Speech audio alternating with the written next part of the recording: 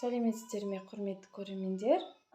Бүгін біз сіздермен үй жағдайындағы йогурт дайындайтын боламыз. Бізге 1 литр сүт және айран немесе сметана болса жарайды. Сүт майлырақ сүт алсаңыз, йогуртыңызда дәмдірек болады. Йогурт әртүрлі етіп жеуге болады. Мысалы, жеміс жидекпен, варенье, джем, немесе жаңғақтар, бал қосып дәмдеп жеуге болады.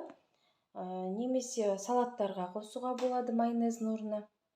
Мысалы, қамыр дайындайтын болсаңыз, пирогтарға, выпечкаға. Енді кірісе берейік йогуртымызды дайындауға. Бұл йогуртты дайындау үшін магазиннің сүтін алдым. 3,2% сүт және кефир 2,5% алды. Үйдің сүті болса, өздеріңіз содан дайындауға болады.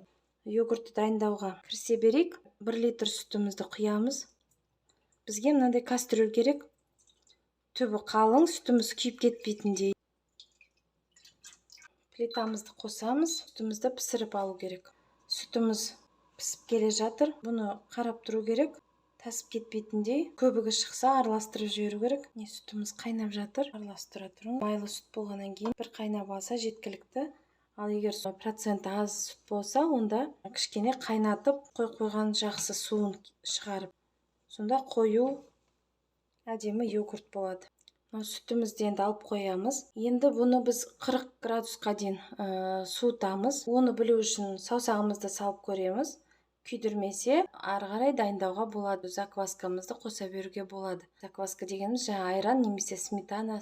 Егер ыстықтау кезінде заквасканы салып жіберсеңіз, йогуртыңыз қышқыл болып кетеді. Сондықтан 40 градусқа дейін суытып алып, сосын барып қосқан дұрыс. Сүтіміз суыды. Енді осыған айранымызды қостық. Жақсылап араластырып, бетін жауып, жылы жерге қоямыз. Светін қосып, духовканың 5-6 сағатқа қойып қоямын. Крышка жауып қоямын. Міне біз духовкамызды сәл жылытып алып, 60 градусқа қойып жылыттым да. Енді светін қосып қойдым. Банкамызды қойып қоямыз. Йогурт, сүтімізді, йогурт болатын. Қозғамай, осылай 5-6 сағат жылы жерде тұру керек. Құрметті көрермендер, мен сіздерге йогуртымды көрсетейін деп тұрмын. Жылы жерден алдым.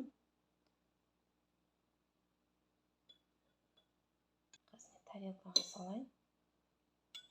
Бірақ бұл әлі толығымен дайын болмады.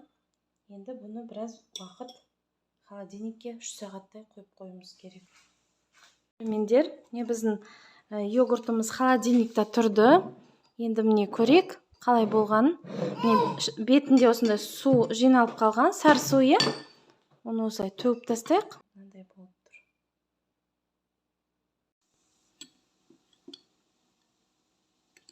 Құрметті көрермендер, міне біздің йогуртымызға біз сгущенка қосып, балаларға ұнады.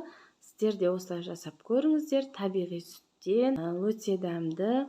Үйдің немесе дүкеннің таза сүтінен жасасаңыздар, сіздер де осылай жасап көріңіздер. Келесі кездескенше сау болыңыздар.